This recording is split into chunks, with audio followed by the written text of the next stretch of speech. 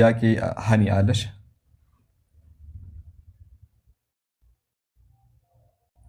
ከታች ያለሽው ሀኒ አለው። ሰላም ነው? እንዴት ነሽ? እግዚአብሔር ይመስገን። ጥያቄ ያለሽ ሀኒ?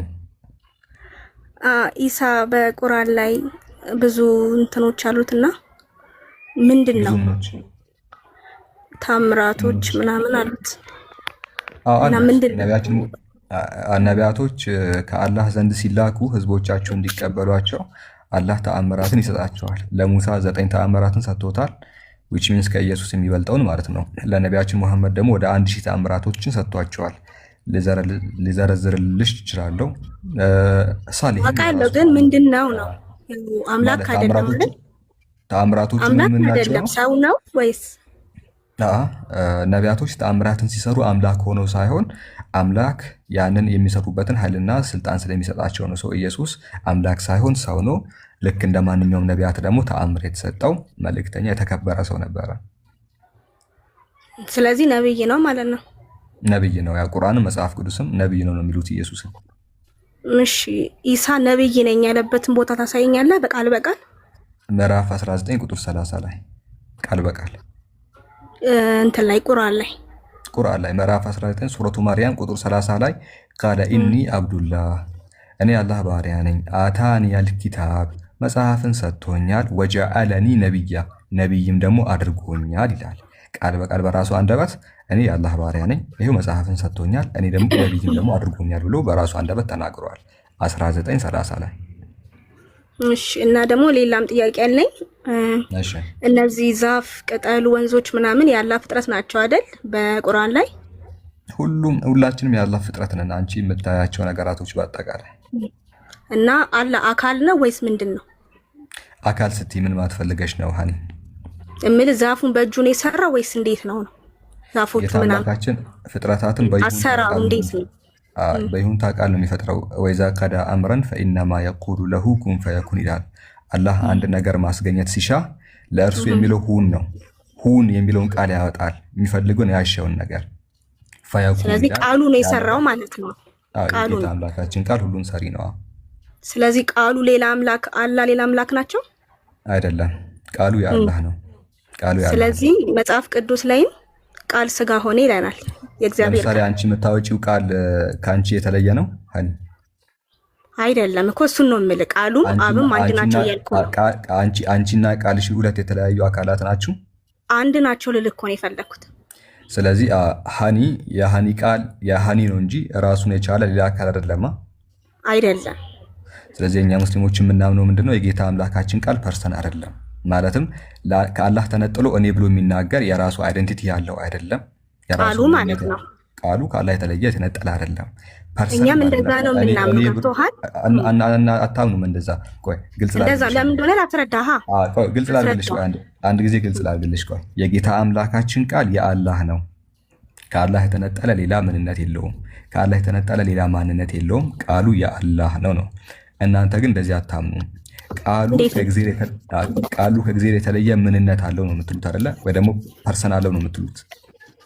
በፍጹም ቃሉ ስጋ ሆነ ነው የምንለው። እግዚአብሔር ቃል ምድር በፍጹም ቃሉ ሰማይና ምድርን በቃሉ ፈጥሯል አይደል? እግዚአብሔር በመጽሐፍ ቅዱስም እሱም በቃሉ ፈጥሯል። እኛ ምናምን ያኛው ቃል ስጋ ሆነ ብለን ነው የምናምነው። ያ ስጋነት ፐርሰን ነው አይደለም? ቃሉ ነው ስጋ የሆነው እኮስ ፐርሰን ነው አይደለም? ቅድም ላላ እንዳልከው ቃል ነው፣ አይለያየም ከእግዚአብሔር ጋር። ይሄ ስጋ የለበሰው ፐርሰን ነው አይደለም? አካል ነው አይደለም? ስጋ የለበሰው ቃሉ አካል ሆነ እያልኩ ነው። ቅድሚያ ቃል ብቻ ነበረ። ከእግዚአብሔር የተለየ አካል ነው ወይስ አይደለም? በፍጹም አይደለም። ከየትኛው ቤተ እምነት ነሽ ሀኒ? መጽሐፍ ቅዱስ ነው የምከተለው። የትኛው ቤተ እምነት ነው ህብረት የምታደርጊው? ያው ውይይታችን መጽሐፍ ቅዱስ ስለሆነ አስፈላጊ አይመስለኝም። 81 66 እሺ፣ ምናልባት ዩኒታሪያን ትሆኛለሽ። እሺ፣ ለማንኛውም ኢየሱስ የእግዚአብሔር ቃል ነው ስትሉ እናንተ ፕሮቴስታንቶች ወደ ዩኒታሪያንም ከሄዳችሁ እነሱ አይሉም። ኦብቪየስሊ እናንተ እንደምትሉት አይሉም። ያው ዞሮ አንድ አካል ነው የሚሉት። ለማንኛውም ግን ምንድን ነው እግዚአብሔር አለ፣ አብ አለ፣ ከዛ በኋላ ደግሞ ከእርሱ የተለየው ደግሞ ቃል አለ ነው። ዮሐንስ ወንጌል ምዕራፍ 1 ቁጥር 1 የምትጠቀሙበት በመጀመሪያ ቃል ነበረ፣ ቃልም በእግዚአብሔር ዘንድ ነበረ፣ ቃልም እግዚአብሔር ነበር ይላል። ከዛ ቃልም ስጋ ሆነ አይነት ነገር ይናገራል። ቃል ስጋ ሲሆን ከአብ ተለይቶ መጥቶ ነው አይደለም? ከአላህ ተለይቶ መጥቶ ነው እዚህ ጋር ምድርን የፈጠረው። ቅድም የመጣው ለዛ ነው። እኛና እናንተ አንድ አይደለማ ምናምን ነው ሀኒ። እኔን በዛ መንገድ ነው እያመንኩ ያለሁት። መጽሐፍ ቅዱስ በእኛ መንገድ ነው ተለይቶ ነው አይደለም? መልስልኝ ጥያቄ። በእኛ ተለየ አንልም፣ የአላህ ነው የምንለው። በቃ አልተለየም። ይሄም ስጋ ሆነ መልሶ አድርጎ አብ ከአብ ጋር አንድ ሆኗል። ቆይ ስንት አካላት ናቸው ያሉት? ቃል፣ መንፈስ፣ አብ። ኦኬ ቃል ምድር ላይ ሲመጣ በሰማይ አምላክ አለ የለም? አልኩ እኮ የላከው አለ፣ አብ አለ። እዚህ ጋር ያዥልኝ። ኢየሱስ ያ ቃል የምትይው አካል ስጋ ለብሶ በምድር ላይ ሲመላለስ በሰማያት አምላክ አለ የለም? እሺ አሁንም እመጣለሁ ወደ ራስህ እንድትመልስልኝ ነው የምፈልገው። ገብቷል? ለኔ የምጠይቀኝ ጥያቄ አንተ መመለስ አለብህ። እኛ አንድ ከኔ ሳትሻል እኔን ልጠይቀኝ አትችልም። ገር አይደለ? እኛ አንድ አካል ነው የምንለው፣ እናንተ ስንት አካል ነው የምትሉት? ቃሉ ስጋ ሆነ እያልኩ ነው። እዚህ ጋር ቅድም ፍጥረት ላይ መጣው ናቸው። ስንት አካላትን ነው የምታመልኪው ሀኒ? ቃል ነው፣ ቃል አካል ነው። በአጠቃላይ ስንት አካል ነው ያለው? በአጠቃላይ ስንት አካል ነው ያለው? ሶስት አይደል የሚሆነው? መንፈስ ወልድ የሆነው እና አብ አለ። ሁለት። እስቲ ሶስቱን ንገሪኝ። ቆይ ልቁጠራቸው። አንደኛው ማን ነው? አንደኛው አላህ ነው። ያንቺን ንገሪኝ። በራስ መንገድ እመጣለሁ። ለምዶ ታውቃለህ? እኛ አካላት ናቸው አንልማ። ቆይ ሀኒ፣ ቆይ እኛ አካላት ናቸው። አካላ የሆነው ስጋ ስለሆነ ነው። እኛ አካል አለ፣ ከአንድ በላይ የሆነ አካል አለ ስላላልን እሱን ታዩ። ከአንድ በላይ አካል አይደለ? ባንቺ ከአንድ በላይ የሆነ አካል አለ የለም? እሺ አካል አይደለም ቃል ነው። እንደ መጽሐፍ ቅዱስ አወራለሁ። አካል የሚባል ነገር የለም። የለም። ምንም ቃል ነው ስጋ የሆነው። ከቃል ውጭ ሌላ አካል አለ የለም? መንፈስ አለ። አካል ነው አይደለ? እሱ መንፈስ ነው እያልኩ። አካል ሲባል እኔ ብሎ የሚናገር ነው። እሺ አካል ሲባል ስጋ ማለት አይደለም። መንፈስ ቅዱስ አካል ነው ወይ ስልሽ ስጋ ምናምን አጥንት ለብሷል እያልኩሽ ሳይሆን ራሱን የቻለ እኔነት አለው ወይስ የለውም ነው። ኦኬ እኔነት የሚል የለውም፣ አንድ ነው። ወልድ መንፈስ ቅዱስ ማለት ነው። መንፈስ ቅዱስ እኔነት አለው የለውም? መንፈስ ቅዱስ እኔነት የለውም። ሃኒ እኔ ላግ ቆይ እንዴ እንጨርስ፣ ካችሁ ጋር እንጨርስ። ቆይ ትጨርስ። በሃኒ ቆይ መንፈስ ቅዱስ እኔነት የለውም። እሺ አብስ እኔነት አለው? አለው። እሺ አንድ ወልድስ እኔነት አንድ አምላክ ነው። አንድ አምላክ ነው። ስንት አምላክ ነው አላልኩሽም እኮ። እሺ አብ እኔነት አለው፣ አንድ ወልድ እኔነት አለው። እኔነት የሚሆነው ሶስቱም አንድ ላይ ነው።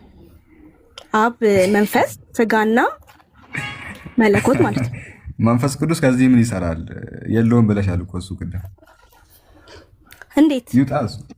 የለውም። መንፈስ ቅዱስ እኔነት አለው ወይ ስልሽ ኬት አምጥቶ የለውም አልሽ አይደለ? እሺ ስለዚህ እሱን እርሺውና ሁለቱ ላይ እናወራ ነው። አብ እኔነት አለው አይደለ? እኔነት የሚሆነው መንፈስ፣ ቃልና መለኮት። የት ነው የተማርሽው? እሺ ማን ያስተማራሽ? አንዴ ንገሪኝ። ቃል ስጋ ሆነ እያልኩ ነው። ማን ያስተማረሽ? ቆይ እነዚህ ነገራቶች ማን ያስተማረሽ? መንፈስ ቅዱስ ዮሐንስ 1:1 ላይ ነው የተማርኩት። ዮሐንስ ምዕራፍ 1 ቁጥር 1 ላይ ነው የተማርኩት። እሺ ዮሐንስ 1:1 ላይ በመጀመሪያ ቃል ነበር ይላል። ቃል የተባለው ማን ነው? ቃሉ ማን ነው? ቃሉ እያልኩ ስሙ ማን ነው? ቃል። ለምን ስም ፈለክ? እዚህ ጋር ቃል አይደለም የሚለው ስም አለ ከቃል ሌላ? እሺ ቃሉ ማን ነው? ስምም የለውም ምንም የለውም። እሺ ቅድም አንተ መለስልኝ። ለኔ ተመለስ። ቃል የተባለው ማን ነው? ቃል የተባለው ከአላህ ዘንድ የመጣው ቃል ስሙ ማን ነው? ሰማይና ምድር ነው የሰራው። ሰማይና ምድር ነው የሰራው። ስለ እስልምና ለማውራት ስለ እስልምና ለማውራት መልስ ካለን መልስ አመጣለሁ። አንተ ራሱ መልስ የሌለን ነገር ነው የምጠይቀው። ቅድም ጨርሻለሁ ተመልሶልኛል ብለሽ እኮ ነው። አንተ መልስ የሌለን ነገር ነው የምጠይቀው። አንተ ቆይ አንዴ አንዴ ሳላ አንድ ደቂቃ እስቲ አንድ ደቂቃ ይቻላል። እሺ ቀጥል እንትን እንድታሳጥ። እሺ ሃኒ ካወራሽ ውስጥ ማለት ነው ስጋ የሆነው እግዚአብሔር ቃል ነው ወይስ እግዚአብሔር? ቅድሚያ ጥያቄ መልስልኝ። ስሙ ማን ነው አላለኝም? በራሱ አዙር እሱ መልስካለን ይመልሳልኝ። ኖ ይሄን ከመለስሽው ትስማማላችሁ? በቃ በፍቅር ያንስ መልስልኝ ነው የምመልሰው ወይስ እግዚአብሔር ነው? ምኑ? እሺ መልስላትና ይሄን ጠይቃት ሳለ ቀጥል። እሺ ጠይቂ ሃኒ ጠይቂ ለመልስልኝ። ከአላህ ዘንድ የመጣው ቃል ሰማይና ምድርን የፈጠረው ስሙ ማን ነው? ኦኬ ጌታ አምላካችን በቃሉ ምድርንም ሰማይንም ሁላችንም ኢየሱስን ጨምሮ ሁላችንም ፈጥረዋል። ያ ቃል ከአላህ ጋር ነው አይደል ያለው አንድ ላይ። ራሱን የቻለ ማንነት ስለሌለው ስም የለውም። ስም የሚሰጠው ራሱን ለቻለ አካል ነው። በቃ የኛም ቃል እያለ አካል አልነበረም። አካል የሆነው ስጋ ሲሆን ነው። ስለዚህ የኛው መጀመሪያ በደንብ ስሚ። ቃል ማንነት ስላሌለው የጌታ አምላካችን ቃል ማንነት የለውም። እኔ ብሎ የሚናገር አይደለም እና ስም አይሰጠውም። ገብቶሻል? ይሄኛው ገብቶሻል? ገብቶሻል? እኔ ብሎ ሊናገር የቻለው በሰው ስለመጣ ነው። በሰው መልክ ስለመጣ ነው። የኛ ላይ የጌታ አምላካችን ቃል ፐርሰን ስላልሆነ እኔነት ስላሌለው ስም የለውም። በስም የሚገለጽ አይደለም። ገብቶሻል? ይሄኛው ገብቶሻል? አይደለም ገብቷታል። ጃግ ጠይቃተው። ቆይ አንድ ጥያቄ አለኝ። ኢየሱስ ከመወለዱ በፊት ቃል እኔ ብሎ ይናገር ነበር? ማስረጃ አለ?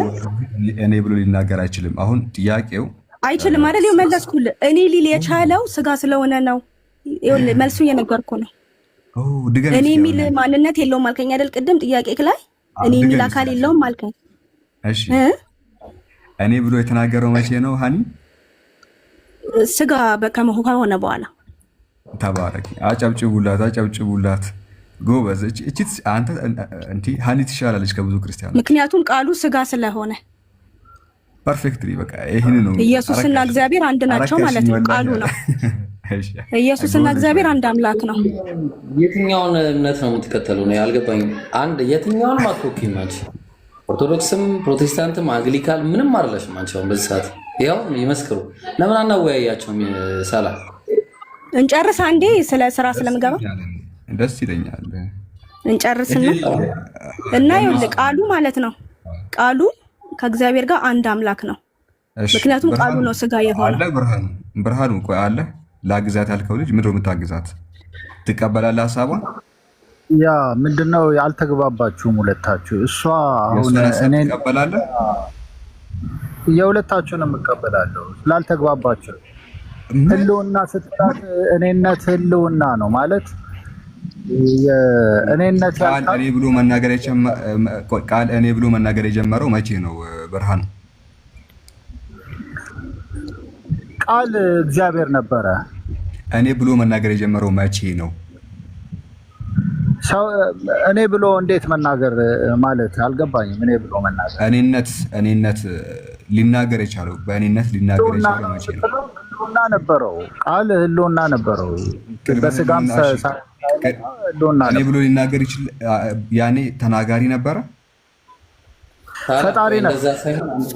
ይቅርታ ቆይ አንዴ ታላ አንዴ ወይ አለው አምላክ ኢየሱስ ክርስቶስ በቃልነት ደረጃ ያለ ፐርሰን ነበረ? አካል ነበር? ቃል ነበረ። ኑ ሰው እንፍጠር የሚለው መንፈስና ቃሉ ነው። አካል ነበረ በዛ ሰዓት?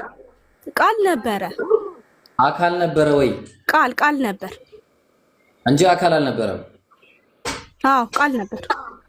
ብርሃኑ ጥቁር ሰው ምድርን ካፈጣጠሩ ጀምሮ ስንመለከት በቃሉ ነው የፈጠረው። ቆይ አንድ ጊዜ። ስለዚህ አሁን አምላክ ኢየሱስ ቃል በነበረበት ጊዜ ፐርሰን አልነበረም እያለች ነው። ትስማማለህ? አብ ወልድ መንፈስ ቅዱስ ከድሮም የነበረ ነው ማለት ክርስቶስ ኢየሱስ ወደ ምድር ሲገለጥ አብረው ተገለጡ። አወያዩ ማን ነው? አልገባኝም። አወያዩ ማን ነው? አይ ሁለታችሁም አንድ አይነት ክርስቲያን። እኔ ካንተ ጋር ላወራ ነው የገባሁት። ገባኝ። አስተምሮታችሁ ትክክል አይደለም። ይሄ አሁን አንተ መጽሐፍ ቅዱስ ነው አይደለ? ስለ መጽሐፍ ቅዱስ ነው የምናወራው። ከመጽሐፍ ቅዱስ ጋር እያወራሁለት ነው። አንድ መጽሐፍ ቅዱስ ይዛችሁ አንደኛው ፐርሰን ይላል፣ አንደኛው ፐርሰን አይልም። እንዴት ነው? አንተ መጽሐፍ ቅዱስን በራስህ መንገድ ተረዳና አውራ። ብርሃኑ ምን ትላለህ? ኢየሱስ በቃልነት ጊዜው ፐርሰን ነበር አልነበረም? ብርሃኑ እባክህ አንዴ ዝም በል። ከይቅርታ ጋር ብርሃኑ፣ ከይቅርታ ጋር ለምን አይ እንዴ ለምን አይሆንም እንዴ? ምክንያቱም ከአንተ ጋር ላውራ ነው የመጣሁት አይደል? አንተ አወያዩን አይደል? መታረም አለብሽ። ያስተምሮት የምታረመው ከምኑ ነው? ከምን ልታረም? መጽሐፍ ቅዱስ ነው ያነበብኩልህ ያለሁት። እሺ በቃ እና አንድ እሺ ችግር የለም። አንዴ ይኸውልህ እስቲ አንድ ጊዜ እስቲ አውራት እስቲ ቁም ነገር እኮ ነው የምልሽ። እንዴ ይሄ አስተምሮቱ አይደለም የመጽሐፍ ቅዱስ አይደለም እያለሽ እኮ ነው እሱ። ጥቁር ሰው ትክክል ነች መልካም ነበረ ወይስ አይደለም? ትክክል ናት። እናንተ ናችሁ ያልተረዳችሁት። በቃልነት ጊዜ ፐርሰን ነበረ ወይስ አይደለም? እሷ ልትል የፈለገችው ምንድነው? በስጋ የተገለጠው ማለት ነው ወደ ምድር ሲመጣ ነው እንጂ ቃል ነበረ እያለች ነው። ከማርያም በኋላ ነው ወይስ ከማርያም በፊትም እኔ ብሎ ራሱን ይጠራል? ፈጥሯል እኮ በፍጥረት ደረጃ እኮ የሰውን ልጅ ፈጥሯል። ስለዚህ ህልውና አለው። እኔ ብሎ መጥራት ይችል ነበረ ወይስ አይችልም? አዎ ይችል ነበር። እኔ ማለት ይችል ነበር። አብርሃም ማየት የፈለገ አብርሃም እንደዚሁ እንደተመኘ ነው ያለፈው። በቃ ታርማለች። በቃ አሁን ከሷ ጋር አሁን ታርማለች። በቃ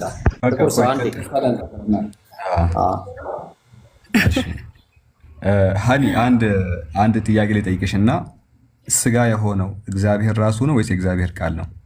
ቃሉ እንጂ እግዚአብሔር አይደለም።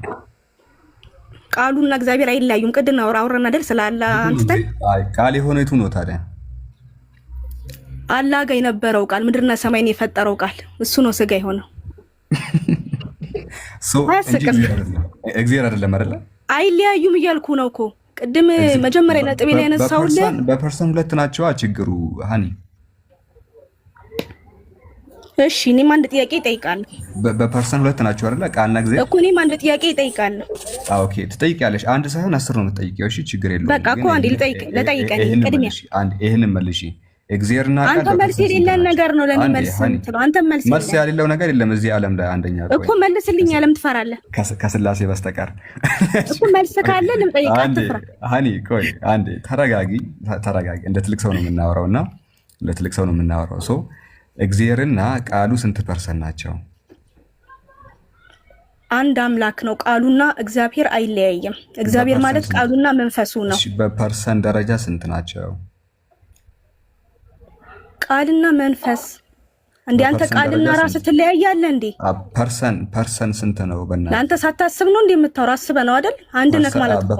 በፐርሰንት ደረጃ ስንት ናቸው? በአካል ቃሉና አንድ ነው። አንድ መለኮት ነው ቃሉ መንፈስ። በመለኮት አንድ ናቸው። እሺ በመለኮት አንድ ናቸው። በአካልስ ለምን ትለያየዋለህ? ሲጀመር የጥያቄ እኮ በጣም ተራ ጥያቄ ነው። እየለያየው እኮ ነው። አንድ ነው እያልኩ አይደል? ተራ ጥያቄ ሆኖ ሳይሆን አንቺ የክርስትና አስተምሮ ስለማታውቂ ነው። አንድ ነው አልኩ እኮ። ስለ ክርስትና አስተምሮ ሳይሆን ስለ መጽሐፍ ቅዱስ ነው የምናወራው አይደል? መጽሐፍ ቅዱስ ላይ አንድነቱን እየነገርኩ በመለኮት ነው አይደል? አንድ የሆኑት አምላክ የሆነው ቃልም አለው። አምላካችን መንፈስ አለው። ይሄ አንድ አምላክ ነው፣ አይለያይም። በአካል ስንት ናቸው? መንፈስ እና ቃል ሶስት የሆኑት በምንድን ነው? እሺ ሶስት የሆኑት በምንድን ነው? ቅድሚያም እኮ ያው እኛ ሶስት አካል ስለምንሰጠው አይምሯችን ላይ እንጂ መንፈስ ቃል በቃ አንድ አምላክ ነው። ስንት ስለምንሰጡት እኮ ራስህ ነው እኮ የምትከፋፍለው። እስኪ አይምሮ ከሬ ቃል መንፈስ አንድ አምላክ ያልሽውን ድገሚ። በአእምሯችሁ ላይ ስንት አካል ስለምትሰጡት? ኦኬ እዚህ ጋር ለመማማር ሳይሆን በቃ ከሰው የሆነ ስህተት እየፈለጉ ራስን ከፍ ለማድረግ የተፈለገ ያልሽውን ድገሚልኝ ሀኒ። በአእምሯችሁ ረሳሁት ምን እንዳልኩ ራሱ። እንዴት ነው የምትረሺው? 30 ሰከንድ አልሞላም። በቃ አሁን ወደ ዋናው ጉዳይ እንግባና ሰዓትም እየሄደ 30 ሰከንድ አልሞላም። እንዴት ነው የምትረሺው? ኦኬ አሁን ይኸውልህ አረ ጃቢር ምን ትላታለህ? በኋላ አረ ካንተ ጋር ይኸውልህ ማለት አንዴ ልጠይቃ ሰላ። እሺ ማለት ስለገባው ሃኒ ወይ መስቀል ላይ አምላክ ሞታል። ቃል ስጋ ሆኖ በመስቀል ላይ ሞቷል። ለአንቺ አምላክ ሞቶልሻል? በደንብ አምላክ ይሞታል? በፍቃዱ ሞቷል እንጂ አይሞትም። አምላክ ተነስቶ አሁን ሕያው ሆኗል። አልሞተም፣ ተነስቷል። አልጠየቅኩም። አምላክ ለአንድ ሰከንድ ይሞታል? አምላክ ለአንድ ሰከንድ ይሞታል? አይሞትም። የሞተው አምላክ ነው የሞተው የተነሳው አምላክ ነው። ተነስቷል፣ አትርሳ። የተነሳው ነው እንጂ የሞተው አምላክ አይደለም። የሞተውም የተነሳውም አምላክ ነው። በአብ ቀኝ ያለው አምላክ ይሞታል? አይሞትም፣ አልሞተም። ስለዚህ ኢየሱስ አልሞተም ማለት ነው። ሞቶ ነበር እንጂ አሁን አልሞተም አለ። ሞቶ ነበር። ኢየሱስ አምላክ አይደለም ማለት ነው። ከሞተ ሞቶ ነበር አለ እያልኩ ነው። አይምሮን ተጠቀሙ እንጂ አለ እያልኩ መነሳቱን አስባ ተነስቷል እያልኩ ነው። እኔ ተጠቀም ካልሆነ አንቺ ተረከዝሽን ራሱ እየተጠቀምሽ አይደለም። እስካው ሞተ ላይ ነኮ እስካው ሞተ ላይ ተነስቷል እያልኩ አንዴ እኔ እዛ አትሂጂ አንቺ ለሁለት ቀን አሁን እኔ አንቺ 3 ቀን ላይ ነሻ፣ እኔ ለሁለት ቀን ላይ ነኝ ገና። አምላክ ለሁለት ቀን ሞቷል ወይስ አልሞተም? ተነስቷል አምላክ። 3ኛ ቀን አልደረስኩም እናትዬ። ለሁለት ቀን ሞቷል ወይስ አልሞተም? በፍቃዱ ሞቷል። አምላክ ይሞታል ወይስ አይሞትም? በፍቃዱ ይሞታል። አምላክ ይሞታል ወይስ አይሞትም? በፍቃዱ ይሞታል። ሞቶ ተነስቷል። እናትዬ እኔ በፍቃዱ የሚባለውን ሰውዬ አይደለም እያወራ ያለሁት። ሞት ሁለት አይነት አለ። ሞት ሁለት አይነት አለ። አንተ ድንገት የምትሞተውና ተፈልጎ የሚሞት። በቃ ጋይስ አይ በቃ ወላሂ አምላክ አልሞተም እንዴ? እንደዚህ አድርግላት። ቆይ ሃኒ በፍቃዱ የሚለውን ወደ ጎን ሳናደርገው አጠቃለን። በፍቃዱም ቢሆን አምላክ ሞቶ ነበረ? በፍጹም ቃሉ ነው የሞተው። ስጋ ሆኖ በቃል ሆኖ ሞቷል እንጂ አምላክ አልሞተም። በፍጹም ቃሉን ስጋ አድርጎ ሞቷል። ቃሉን ለዛው ቃሉን ያስገደለው እንጂ እሱ ራሱ አምላክ አልሞተም። ማንም አላስገደደውም። በፍቃዱ ነው ቃሉን ልኮ ሰው ሆኖ ሞቷል ምድር ላይ። ግን በፍቃዱ ሞቷል።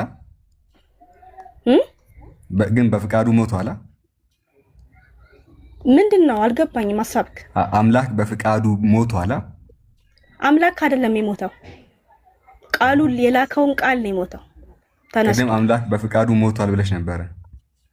እሺ ይቅርታ፣ ተቀብለናል። እሺ አምላክ አይሞትም። አምላክ አይሞትም፣ ቃል ነው የሞተው አይደለ? ኦኬ፣ አንዴ ወደ ጉዳያችን ንግባና ኢየሱስና እግዚአብሔር አንድ ናቸው። ለማንኛውም የተፈለገው ሐሳብ እሱ ነው። ኧረ ቆይ ሳላ ወላሂ ይቅርታ እንዴ። እና አምላክ አልሞተም ማለት ነው አይደለ?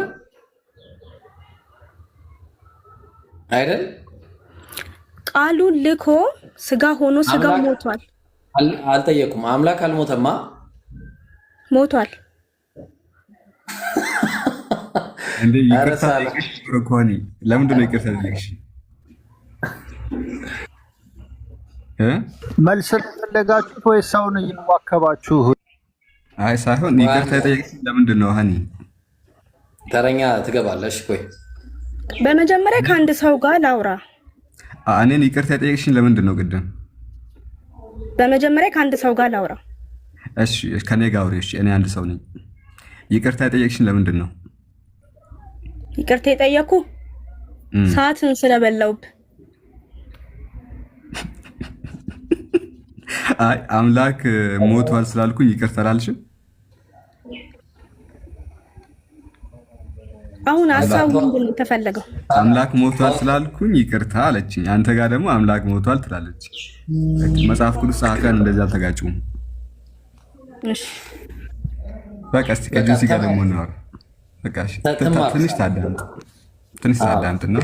ጁሲ እንዴት ነህ ወንድሙ? ደግ ነህ አለን። እስልምና ላይ ጥያቄ ነበር። የአሁኑ ጉዳይ ላይ ምን ትላለህ? እሺ ትጠይቃለህ?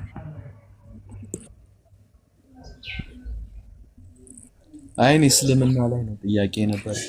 በአሁኑ ጉዳይ ላይ ምንም ሀሳብ የለህም? ከየትኛው ቤተ እምነት ነው ጁሲ?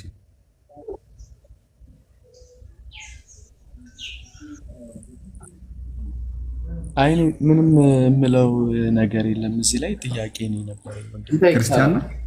እሺ ጠይቅ ጁሲ ጠይቅ። እሺ ማለት ግን አደራ ላይ ገጽታለ ጆሲ ስንመለስ ደብል ስታንዳርድ እንጠቀማለን። እንዳረሳ ቀጥል ሰራ። እሺ ጆሲ ቀጥል፣ ጠይቅ ጥያቄህን። እሺ መጀመሪያው ጥያቄ አላህ ገጽታ አለው ወይ? ምን አለው ወይ?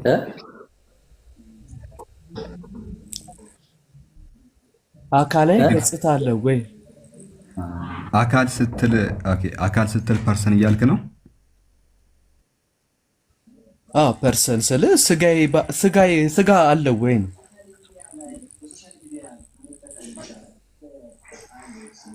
ሶሪ አንዴ ሰው መቶ አንድ ጊዜ መለሳል 30 ሰከንድ ይብሩ።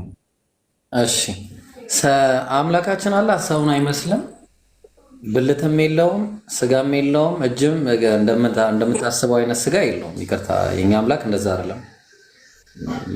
እንደዛ የኛ አምላክ እንደዛ የለውም እኮ አልኩ። አካል አንተ የምትለው አካል እንደዛ አይነት የለም ጭራሽ። ምንም አይነት ነገር የለውም። የለውም ስትል ምን አይነት ነገር? ስጋ ስጋ የለውም። ኧረ ቢስሚላህ ስጋን የፈጠረው እኮ አላህ ነው። ምን ሆነ ጆሲ? አይ ሌሎች ቤት ጠይቄ ግን ከሰው የተለየ አካላዊ ገጽታ እንዳለው ነግረው ስጋ የለውም። ኢብሮ ተመልሽ ልቀጥል። እሺ ቀጥል። ጆሲ አካላዊ ገጽታ ስትል ምንድነው እያልክ ያለው? አካላዊ ገጽታ ማለት አሁን ከሰው የተለየ ለምሳሌ ሌላ ቤት ጠይቄ የተመለሰልኝን ስነግርህ እጅ አለው እግርም አለው እንደ ሰዎች አይደለም ብለውኛል። ኦኬ እሱን እያልክ ከሆነ እነዚህ የጌታ አምላካችን ባህሪያት ናቸው። አላህ ሱብሓነሁ ወተዓላ እጅ እንዳለው እናምናለን። ያው እጅ ሲባል ግን ፍጥረታዊ የሆነ ልክ ፍጡር የሚመስል ልክ ያንተ የሚመስል እነዚህን እያልክ ከሆነ እነዚህን የለውም። ነገር ግን ለራሱ ልቅና በተገባ መልኩ መለኮታዊ እጅና እግር እንዳለው እናምናለን። እንዴት ማለት እስቲ አብራራልኝ፣ አልገባኝ። መለኮታዊ እጅና እግር ሲባል የራሱ መገለጫዎች አሉት ነው። አለኝ ያለውን እኛ ሙስሊሞች አለ እንለዋለን። ይሄንን ይመስላል፣ ያንን ይመስላል፣ ይሄን ይመስላል፣ እንደዚህ ነው፣ እንደ ፍጡር ነው፣ እንደ ገብርኤል ነው አንልም። አለኝ ስላለ ያለ ማመሳሰል ያለ ማቀራረብ እናምናለን። እንደዚህ አይነት ነው ሳንል እናምንበታለን። እሱ አለኝ ስላለ ያው ይሄ ጥያቄ የፈጠረብኝ ለምን እንደሆነ ታውቃለህ? ላይክ አሁን እንደ ማንኛውም እዚህ ምድር ላይ ያለ ነገር በሙሉ ጉንዳንም ሊሆን ይችላል፣ ምንም ነገር ሊሆን ይችላል፣ ከተፈጠረ አካል ይኖረዋል። እግዚአብሔር አካል አለው። ገባህ አይደለ? አላህ ደግሞ አካል ገጽታ ካለው እግዚአብሔር አካል አለው። ጆሲ ምን አልከኝ? እግዚአብሔር አካል አለው።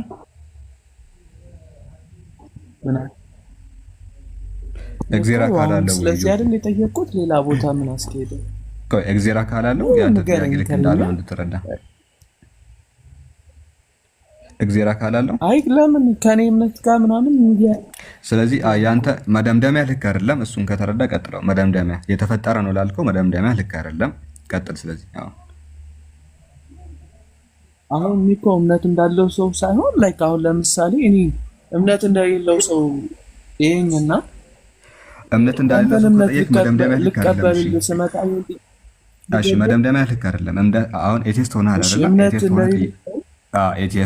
ኤቲስት ነህ። እንደዛ ከሆነ መጀመሪያ አምላክ ስለመኖሩ አውራ። በቃ ይቅርታ። ኦኬ ኤቲስት ነህ። እስቲ ግልጽ አድርግ ራስህን። ሃይማኖት የለህም? ኤቲስት ነህ? ሳላ አንዴ ቆይ ግልጽ አድርግ ራስህን። ሃይማኖት እንዳለ ሰው አውራኝ ነው ያልከውና፣ እሺ እንደዛ ከሆነ ንገረኝ፣ አቋምህን ንገረኝ። ምክንያቱም እግዚአብሔር አካል አለው ሲባል ግን እግዚአብሔር ፍጡር ሆኖ አይደለም። አላህ አካል ሲባል እኔነት ብሎ ሊናገር የሚችል ነው። ኦኬ እኔነት ብሎ ሊናገር የሚችል ነው። እሱን አለው እንላለን። የግድ ፍጡር መሆን የለበትም። እኔ እኮ አሁን ያልገባኝ ነገር አንደርስታንድ ታረግ የምፈልገው ከምን አንግል ነው የምትጠይቀው? ቆይ የትኛው ምንድነው አቋምህ? እሱን ንገረን መጀመሪያ። አትፈር፣ ችግር የለውም። እሺ ምንም የሚያሳፍር ነገር የለውም። ለምን የሚያሳፍር ነገር የለም። ለማወቅ ነው የገባሁት እኮ። ጠይቀኝ እስኪ እምነትህ ምንድነው ብለህ ጠይቀኝ። በኩራት እነግርሃለሁ። ለማወቅ ነው የገባኸው፣ ግን በሃይማኖት አትፈር። እኔን ጠይቀኝ እስኪ ምንድነህ ብትለኝ በኩራት ሙስሊም ነኝ እልሃለሁ። ሃይማኖቴ ሙስሊም እስልምና ነው ብዬ እነግርሃለሁ። ስለማላፍር ስለማልሸማቀቅበት። እስቲ አንተ ንገረኝ። የጠየኩትን መመለስ ይቀላል ወይስ ሌላ ነገር ማውራት ይቀላል? ስለዚህ አቋም የላችሁም። ምክንያቱም የምጠይቀው ነገር ልክ ካልሆነ ልክ አይደለም ብዬ እንግዲህ መልስልሃለሁ። የጠየቅከው ነገር ልክ አይደለም። አንድ ነገር መለኮታዊ መገለጫዎች ስላለው ፍጡር ነው ማለት አይደለም። እሺ ቀጥለው። እሺ ያው እኔ ደግሞ እንደ ሰውኛም አንድ እምነት እንዳለውም ሰው ላይክ ስጋ ያለው ነገር ወይም የተፈጠረ ነገር አካል ካለው ፍጥረት ነው ብዬ ማለት እችላለሁ። የአሁኑ ልክ ነው። አሁን ያልከው ልክ ነው። ስጋ ያለው ከሆነ ፍጡር ነው። እኛ አላህ እጅ አለው ስንል ስጋ አለው እያለ ነው ጆሲ። እጅ ካለው እንዴት ስጋ አይኖረውም? መልአክ እንትና ገብርኤል እጅ አለው።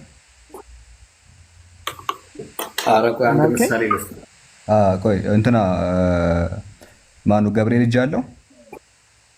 እኔ ስለ ገብርኤል ምን አገባኝ? ስለዚህ አይታችኋል፣ እጅ ያለው ነገር ሁሉ ስጋ ስለሆነ አይደለም። እግዚአብሔር እጅ አለው ግን ስጋ አይደለም። ገብርኤል እጅ አለው ግን ስጋ አይደለም። አይተሃል? እምነትን አታውቅም። ለዛ ነው እምነትን የማትናገረው። እግዚአብሔር እጅ እንዳለው ታውቃለህ ጆሲ? እግርና ጫማ እንዳለው ታውቃለህ? ይሄ ነው መልሱ። መልሽ የለሃለሁ። መልሱ ምን መሰለህ? ጌታ አምላካችን እጅ ያለው ስንል ስጋ ማለት አይደለም። ይሄ መልስ ነው። ይኸውልህ በደንብ ሁለት ጆሮ ካለ አንዱን ካለ ችግር የለው፣ አንዱ ጆሮ ይበቃል። ሁለት ካለ ጥሩ ነው፣ አንድ ካለህም ጥሩ ነው። አዳምጠኝ። አላህ ሱብሓነሁ ወተዓላ እጅ ያለው ስንል ስጋ ነው እያልን አይደለም። ሰምተኛ? አሁን ያልኩት ይሄ ነው መልሱ። አላህ እጅ ያለው ግን ስጋ ነው እያልን አይደለም። ምክንያቱም ለይሰ ከምስሊሂ ሸይኡን ይላል። ቆይ እርሱን የሚመስል አንድ ጆሲ አዳምጠኝ። መልስ ከፈለክ አዳምጠኝ። ጌታ አምላካችን እጅ ያለው ስንል ስጋ ነው እያልን አይደለም። እጅ ያለው ስንል ብረት ነው እያልን አይደለም። እጅ ያለው ስንል አጥንት ነው እያልን አይደለም። እጅ ያለው ስንል ብረት ነው እያልን አይደለም። እነዚህ ፍጥረታዊ ነገራት ናቸው። ምክንያቱም ጌታ አምላካችን በቁርአን ሲናገር ለይሰ ከምስሊሂ ሸይኡን አለ። እርሱን የሚመስል ነገር የለም አለ። ስጋ እርሱን አይመስልም፣ አጥንት እሱን አይመስልም፣ ድንጋይ እሱን አይመስልም። እጅ ያለው ስንል መለኮታዊ የራሱ መገለጫ ከፍጥረታት ጋር የማይመሳሰልና የማይቀራረብ ነው እያለ ነው። መልሱ አለ ምን አትበለኝ። ይሄ ነው መልሱ ካልኩ በኋላ ይሄ መልስ ከሰጠሁ በኋላ በደንብ እንድትረዳ ስለፈለኩኝ ምን አረኩልህ? እግዚአብሔር እጅና እግር ጫማና እንትን አለው ይላል፣ ብብት አለው ይላል። ስጋ ነው ማለት ነው ወይ ብዬ ጠየቅኩ። እስቲ ምን ትላለህ አንተ?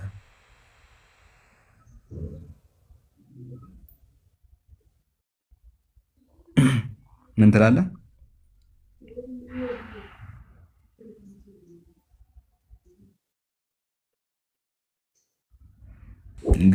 ገብቶታል መሰለኝ። ሚዩት አድርጓል። እሺ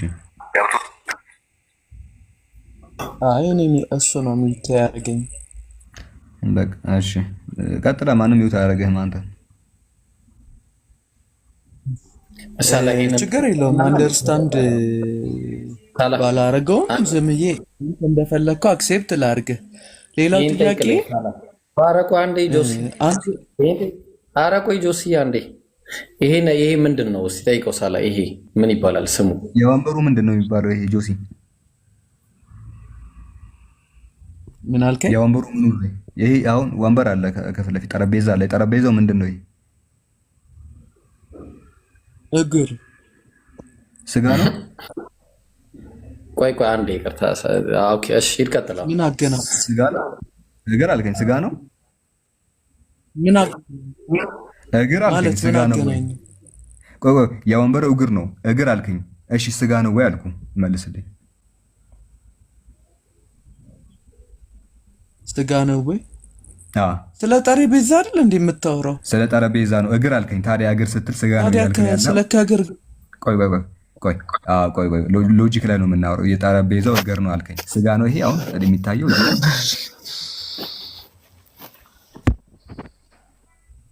እጅ ሲባል ስጋ ነው አልከኝ። የግድ በቃ እጅ ከተባለ ስጋ ነው የሚሆነው አልከኝ አይደለም አልኩ። የጠረጴዛው እግር አልከኝ። የጠረጴዛው እግር ስትል ስጋ ነው ወይ?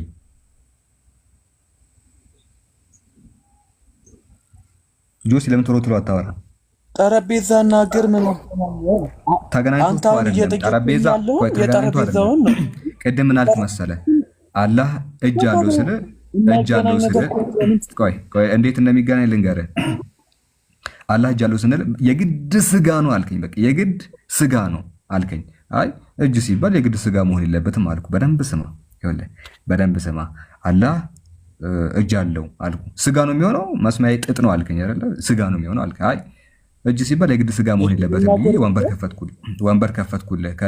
የተከፈተልህ ወንበር እግር አለው አልከኝ። ስጋ ነው ወይ ብዬ ጠየቅኩ። መልስልኝ።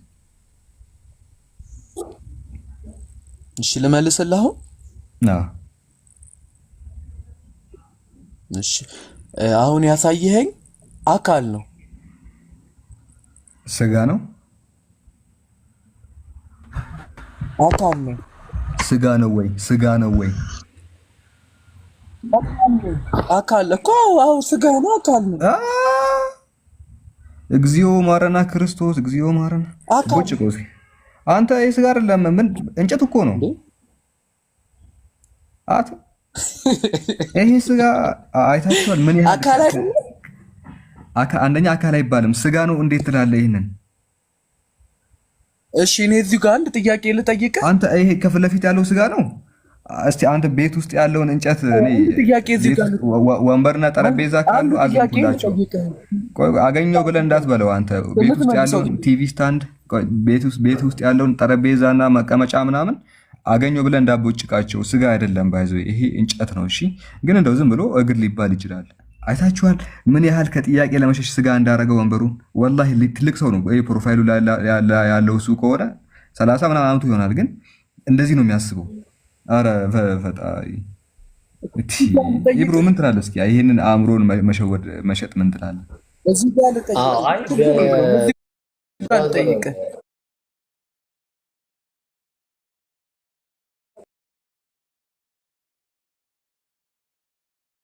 አልክ መሰለህ አላህ አካል አለ ወይ አልክ። ስለ አካል ጠየቅ። አዎ አካል አለው እሱ በሚያምርበት ሁኔታ መለኮታዊ አካል አለው ብለን ነገርነ። ስለዚህ ስጋ አለው አልከን። ተግባባን? አሃ እንደዛ ነው። ጥሩ እሺ። ስለዚህ አሁን እዚህ ጋር ይሄ ነገር አካል አለው። ለምሳሌ እግር አለው እንደምታየው አይደለ? እግር አለው። ይሄም እግር አለው። ይሄም የሰው ልጅም አለው እግር፣ ይሄም እግር አለው። ሁለቱም ስለዚህ ሁለቱም ስጋ ነው ማለት ነው ሆነ? በጭራሽ አይደለም። የሚያገናኝ ሲጀመር ይሄኛው ግዑዝ ነው፣ ይሄኛው ደግሞ ግዑዝ አይደለም። ተግባባን? ስለዚህ አምላካችን አላህ ልክ በዚሁ እንዳስቀመጥንልህ መሰረት ከስም አንጻር እግር ተብሎ ሊሰየም ይችላል። ተግባባን? ከስም አንጻር እግር ተብሎ ሊሰየም ይችላል። ላኪን ግን አላህን የሚመስል የለም። ግልጽ ነው። አላህ እሱን የሚመስለው ነገር እንኳን አይደለም በሱ ይቅርና ይሄና ይሄ ራሱ አልተመሳሰለም። ስም ነው እንጂ የተመሳሰለው ምንም አይነት መመሳሰል በማላቸው የለም። ይሄኛው የሚራመድ ነው፣ ይሄኛው የማይራመድ ነው፣ የቆመ ነው። ተግባባን? ይሄ 4 እግር ነው ያለው፣ ይሄ 2 እግር ነው ያለው። እነዚህ ሰዎች እንዲህ ካልተመሳሰሉ አምላካችን ደግሞ እሱን የሚመስል አንድም ነገር የለም ካለ አለቀ ጉዳዩ ማለት ነው። አሁን ጥያቄ ጠይቃለሁ። ለምሳሌ እግዚአብሔር ብብት አለው ይላል አይደለ? ጆሲ ደብል ስታንዳርድ ብለን ነግረን ነበረ። እግዚአብሔር ብብት አለው ይላል መጽሐፍ ቅዱስ ላይ። ፈልጋለሁ ኢብሮዬ። አዎ እኮ እኛ እየጠየቅን ነው። ማይመች ከሆነ መሄድ ትችላለህ። ደብል ስታንዳርድ ብዬ ነው የነገርኩህ መጀመሪያው ነው። እግዚአብሔር ብብት አለው ይላል መጽሐፍ ቅዱሱ። ብብት ሲባል የሰው ብብት ነው እ አረባክ ቤቱን አታቀዝቅዘው። በቃ ታቹን እሺ፣ ከሌላ ሰው ጋር እኮ እግዚአብሔር ብብት አለው ይላል መጽሐፍ ቅዱሱ። ብብቱ የምን አይነት ጸጉር አለው? ኢብሮ አሁን ኢብሮ ወይ ጃ ቆይ አንዴ እኔ ላውራው፣ ችግር የለው። እሺ ምንድነው ጆሲ? ጥያቄን ጠይቅ፣ ችግር የለው። እሺ እኔ ጥያቄ ምን መሰለ፣ አካላዊ ገጽታ አለ ወይ አልኩ። አካል ምንድነው ማለት ጥሩ እንደኛ ሰዎች ልጆች እጅ ሊሆን ይችላል፣ እግር ሊሆን ይችላል፣ ጭንቅላት፣ አይን ሊሆን ይችላል። ኦኬ የሚነካ ማለት ነው። የሚነካ ማለት ነው። ምን አልከኝ? የሚነካ ማለት ነው። በቃ አካል ማለት ስጋ ማለት ነው። ለምሳሌ ሲፈነከት የሚደማ ማለት ነው።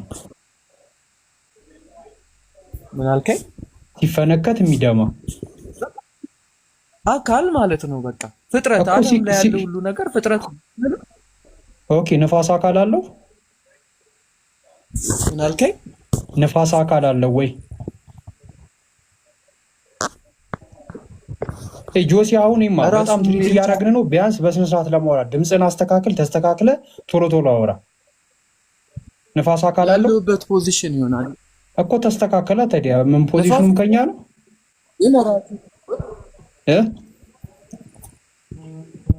ንፋስ አካል የለውም። ኦኬ ፍጡር ነው? ምን አልከኝ? ፍጡር ነው ወይ? በአምላክ የተፈጠረ ነው። በቃ እኮ ልክ እኛም አላህ እንደሱ አይነት የማይዳሰስ አካል አለው። የሚዳሰስ አይደለም እንዳንተ አይነት።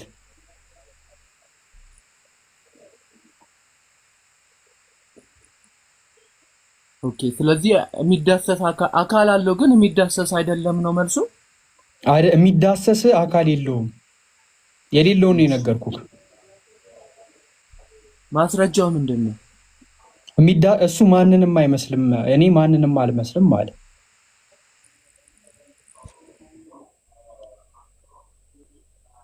እሺ ችግር የለውም። ሌላ ጥያቄ መጠየቅ እችላለሁ? ተመለሰልህ?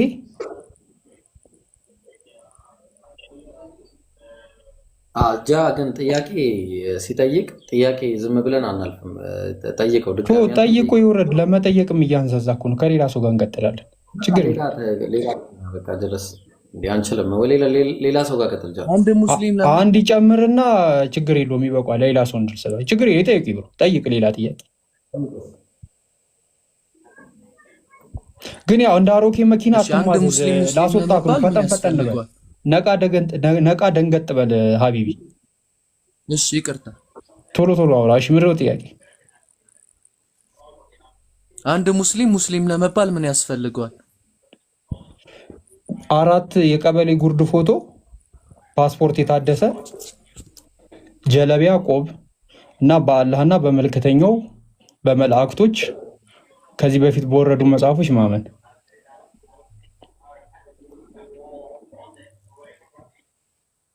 አስወርዶ ይብሮ። ይሄ ነው መልሱ ብራዘር። አስወርዶ። እኔ ካንተ ጋር ሃኒን ነው የምፈልጋት። እኔ ሃኒ አለሽ? ያዛከነ ኮላ ሰላም ነሽ? ሰላም ላንቺው። ሰማይና ምድርን የፈጠረው በእናንተ ሃይማኖት ማን ነው?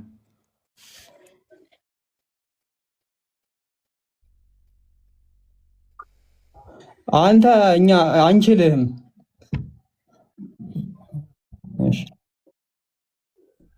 እሺ በቃ አስወርደው። አስወጣው። ኔክስት አስወጣው። እሺ ሃኒ ጥያቄሽን ጠይቂ። ጥያቄ ኃጢአትን ይቅር የሚል ማን ነው በእናንተ? ፈጣሪ። ማስረጃ አለ? አዎ ኃጢአትን ይቅር እንደሚል አለ። ኧረ ነፍስ በቁና ነው። ኃጢአት ይቅር የሚል አለ? ካላለ የለም። መካ ያለው ድንጋይ ለምንድን ነው ኃጢአት ይቅር የሚለው? ይላል። ስንት ሺህ ብር አውጥተው እየሄዱ አይደል እንዴ? ይቅር ይላል። የእኔን ጥያቄ አመጣችሁ ይብሮ። በቃ እኔ ስንት ዘመን ስጠይቀው የነበረው ማስረጃ ያጣውለትን ጥያቄ አመጣሽ። መልስ ለአሁኑ ጥያቄ እኮ አብረን ነው ምን ጠይቀው። እኔ እኮ አንዴ መልስ እኮ ከአንቺ ሰይር ነኝ እና ይብሩን እናፋጣቸዋለሁ ሁለት። የኔም ጥያቄ መልስልኝ እኮ የኔም ጥያቄ ነው። አብረን እንጠይቀህ። ሃኒ ደግሞ አንድ ላይ እንውቀጣቸው። አንድ ላይ እንውቀጣቸው።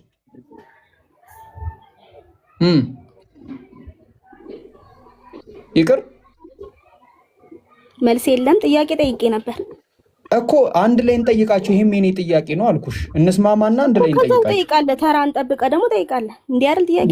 አይ እኔ እኮ ድፍረት አጥቼ ነው ይሄን ጥያቄ ለመጠየቅ። አንቺማ ከመጣሽማ ለሁለት ነው የምንወቅጣቸው እኮ። መልስና ሌላ ደግሞ ጠይቀኛለህ። እኔ ችግር የለውም።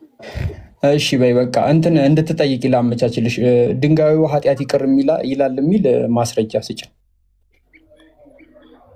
የታወቀ እኮ ነው እኮ ያው የታወቀ ነው ስላቸው። አይ ማስረጃ ተብዬ ነው የሚያስኩት። እንዴት ብዬ ጠይቁ። ስለዚህ አንተ ለምን እንደሚሄዱ ትነግረኛለህ።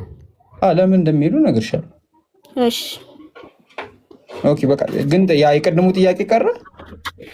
አንዴ ለምን እንደሚሄዱ ንገረኝ። አትቸኩል፣ እመልስልሃለሁ። በቃ እንትን አላህን ለማመስገን ዘሚድ ለማመስገን። ሰፈራችን ያለው መስጊድ ማመስገን አይቻልም? አይ ትችያለሽ። እዛም መሄድ ትችያለሽ። እዚህም ማመስገን ትችያለሽ፣ እዛም ማመስገን ትችያለሽ። አመት እየጠበቁ ለምንድን ነው የሚሉት? የሁሉ ብር እያወጡ አንድ አይነት ከሆነ አሁን እሱ ደግሞ ምን እንደሆነ ልንገርሽማ። ነቢዩ ኢብራሂም ማለት ነው ያደረጉት ነገር አለ። ገባሽ አይደለ? ያደረጉት ሀጅ አድርገዋል ወደ መካ፣ እንዲሁም ልጃቸውን መስዋዕት ላይ ያደረጉ ምናምን እነዚህ ነገሮች አሉ። እንደገና ደግሞ ሀጅ ይደረጋል፣ ይሄ ቅዱስ ወደ ተባለው ወደ አላህ ቤት ማለት ነው። ገባሽ አይደለ? በቃ የእነሱን ሱና በመከተል እንሄዳለን ነው በቃ። የአላህ ቤት ድንጋዩ ነው ድንጋዩ የትኛው ድንጋይ? ጥቁሩ ድንጋይ። ጥቁሩ ድንጋይ ቤት እኮ አይደለም። እሱ ለምንድን ነው የሚዞሩት? ለምንድን ነው የሚዞሩት? ሱና እኮ ያመሰለኝ ነው እኮ እንድትፈታልኝ ነው። አይደለም እኮ ፍታልኝና። በቃ ምን መሰለሽ፣ ነቢያቶች ወደዛ እየሄዱ ሀጅ ያደረጉ ነበረ። ከዛ ሰዎች ሄደው አላህ ስላዘዘ። ምን አዘዘ? እዛ ኑና ሀጅ አድርጉ ስላለ ማስረጃ። ኦኬ እሺ፣ ማስረጃ ነው የፈለግሽው? ስጣት። ጥቁሩ ድንጋይ የሚል ከቁርአን ላይ ዙሩት የሚል ማስረጃ። ጥቁር ድንጋይ አይደለም የሚዞረው። ጥቁር ድንጋይና ካባ ላይ መጀመሪያ እንትን አሳያት እስቲ። ቆይ ሃኒ ቆይ፣ ጥቁሩ ድንጋይንና መካውን አሳያት። ጥቁሯ ድንጋይ ይቺ ናት። እሺ አይሻታ? እሷን ሲዞር አይቼ እኮ ነው። እሷ ናት። ይሄ ትልቁ ደግሞ መስጂድ ነው። እሺ መስጂድ ነው። ገባሻ? እሺ መስጊድ ተሰራበት ማለት ነው። ኖ እዚህ መስጂድ ላይ በቃ ጥቁሯ ድንጋይ ያለች ከጎን፣ ምንም የተለየ ነው። እኔ ድንጋይ ታሪክ ላይ ሳይ ዩቲዩብ ላይ ድንጋዩ ብቻ ነበር። ከዛ ነው መስጊድ የተሰራበት። እስቲ ያሳየን በቃ። ዛሬማ እናዋርዳቸዋለን። እስቲ አምጪ። የቱ ጋር ነው? ኧረ ታውቃለህ፣ አታዝገኝ። መች ነው መስጊዱ የተሰራው? ኖ እኔ እያዛኩሽ አይደለም። ይሄ መረጃ ካልሰጠሽ ድንጋዩ ብቻ ነበር ቅድሚያ እኮ ማንም ያውቀዋል። ድንጋዩ እኮ አምጪ ማስረጃ። እኔ አሁን ለማንኛውም አንድ ነገር ልንገርህ። ቆይ አንዴ ሃኒ፣ አሁን ምን መሰለሽ ቲምቢሬ እንዲዞር እያረግሽ ነው፣ እያሰከርሽ ነው በነገር ማለት ነው። አሁን ምን መሰለሽ ይሄንን ጥያቄ እነ ኤብሮን ተደብቂ ሌላ ቦታ ብጠይቅ ማስረጃ ሲሉኝ ሃኒ ናት ያለችኝ ብላቸው ኧረ ገደል ግባ ነው የሚሉኝ። ስለዚህ ማስረጃ አምጪ። ማስረጃ ካላመጣሽ ጥያቄሽ ይወድቃል። ምንም አንተ ነት ነው ሙላ መረጃዬን ለማምጣት ማለት ነው። ጥያቄው ይመለስልኝ ለምን እንደሚዞሩት እና ታዲያ እኛ የሌለ ነገር ለምንድን ነው የምንመልስልሽ? እሺ የለም አምጪ። ማስረጃ ካለ አምጪ። እኛ የለም ነው የምንለው። አንቺ ካለ ደግሞ አምጪ። ይህ ሰማይ ቤት ጉች ያለጡት እናገኛለን ብላችሁ ሁሉ ነገር አይምሯችሁ እንትን አለ እኮ። አስተውሉ እንጂ ወደ መሀል ተስፋችሁ እሱ ስለሆነ እሱን ላለማጣት ብዙ ነገር እንትን እያላችሁ አታጡትም። እሱን ላለማጣት በጣም እየሸሻችሁ ነው። አይምሯችሁ ተጠቀሙ በደንብ። ስሜታችሁ ብቻ ተጠቀሙ። አልተሳሳትሽም፣ ትክክል ነሽ። አንዴ ይህንን አስመልክቶ ላሳየሽ፣ ጥቅሱን ላሳየሽ። እሺ መጀመሪያ ተረጋጊ። መጀመሪያ አሁን ይሄ ቁርአን ላይ ነው እንግዲህ አስቢው እና ምን አለ ለሐውልት የቅድሙ ድንጋይ ነው። እሺ ቅድም ያልሽው ድንጋይ ለሐውልት የተከልኩት ይህን ድንጋይ ይላል። እሺ ይሄ ድንጋይ እሱ ሙሉ አላነበብኩትም፣ ማስረጃ አይሆነኝም። እሱ ሙሉ ታሪኩን አላነበብኩትም፣ ማስረጃ አይሆንም። እኮ ቁርአን ላይ እየሰጠሁሽ ነው። ቁርአን ላይ እየሰጠሁሽ ነው። አንድ ጊዜ ምን ይላል? ለሐውልት የተከል እኮ እግዚአብሔር በአማርኛ ሲተረጎም ነው። ይሄን ጽሁፍ የሚቀበል አንዴ ሰማኝ ብሎ በአማርኛ ሲተረጎም እኮ አንዴ ድንጋይ አለ። ለማንኛውም ያው እኮ እንዳነባ እናንተ ጋር ድንጋይ አለ። አንቺ የምትሆኚው እንድታነባ አልፈቀድኩም። ለምን እንዳልፈቀድኩ ታውቃለህ? ያልፈቀድኩልኝ ታሪክ አላውቀውም። ቅድሚያ ሙሉ ምዕራፉን በቃ እንድታውቂው እንዴት መሰለሽ የምናደርገው? እንደውም በቃ ሌቭልሽን ከፍ አደረግሽ በገዛ እጅሽ። እስቲ አንድ ጊዜ የእግዚአብሔርን ቃል ታነቢልናለሽ። እስቲ የጌታ ሰው አንድ ጊዜ እንደዚህ አይነት አካሄድ የምትሄጂ ከሆነ እኛ ቤት የመረረ አካሄድ ነው ያለው። ይገርምሻል። እስቲ አንድ ጊዜ የጌታ ሰው ቅድም ጉች ምናምን እያልሽ ነበረ። እስቲ ይሄንን እስቲ አንብቢልን አንዴ። አንብቢ እስቲ የጌታ ሰው አንብቢ። ሀያ ቶሎ በይ አንብቢ። የአምላክሽን ቃል አንብቢ። ፈጠን ያለ ቶሎ 66ቱን አንብቢ። 66 መጽሐፍ ነው አንብቢ። ምን እዚህ በሌላ ከሌላ ሰው ጋር እንቀጥል። አንዴ ቆይ። እሺ ማይክ ከፍታለች ሃኒ። ቆይ በቃ በሁለት ደቂቃ መልስ ልስጣትና በተነሳው ሀሳብ ላይ ከዛ በኋላ ወደ ሌላ ፖይንት እንሄዳለን። 2 ደቂቃ ብቻ ልውሰድና ከዛ ጉች ያለጡት ስላለች ለምን እናሳያትን ጉች ያለጡት የት እንዳለ።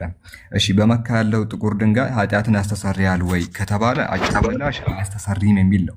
ድንጋይ ነው፣ ሊጠቅምም ሊጎዳም አይችልም። አዳምጪ ይሄንን። በመካ ያለው ድንጋይ ኃጢአት ያስተሰርያል ወይ ከሆነ አዳምጪ። ቆይ ድጋሜ ጣልቃ ከገባሽ ይሄን ማብራሪያውን ትቼ መጽሐፍሽ ላይ ቺቺኒያ የሚመስል እንትን ነው የምከፍትልሽ። ቺቺኒያ እሱ ነው ማሳይሽ፣ ድጋሜ ጣልቃ የምትገቢ ከሆነ እሺ።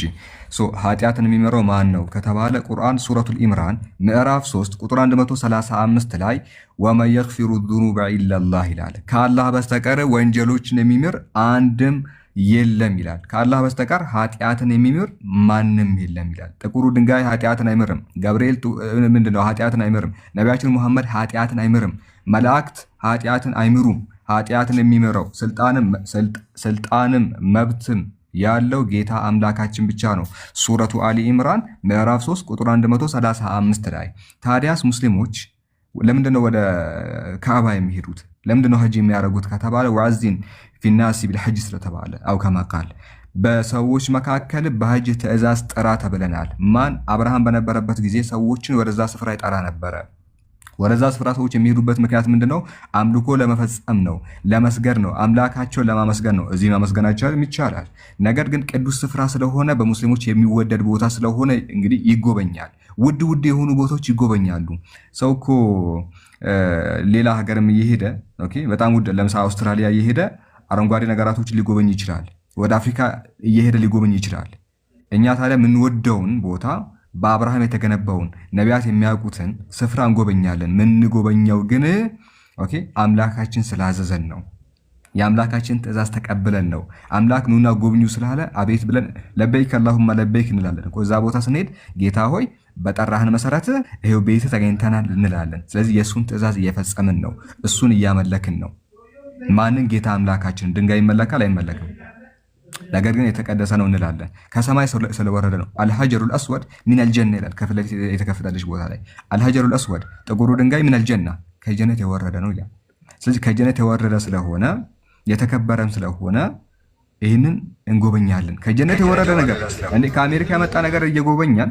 በነገራችን ላይ የዓለም ዋንጫ ባለፈው ተሰርቶ ሲመጣ ሀገራችን ጎብኝተን ነበር እኮ ቦታው ላይ ሄደን የዓለም ዋንጫ እዚሁ ከሌላ ከአሜሪካ ምናምን የመጣውን ታዲያ እስከ አሜሪካ የመጣውን እቃ ምን ጎበኝ ከሆነ ከጀነት የወረደውን ደግሞ እንዴት አንጎበኘውም ነው።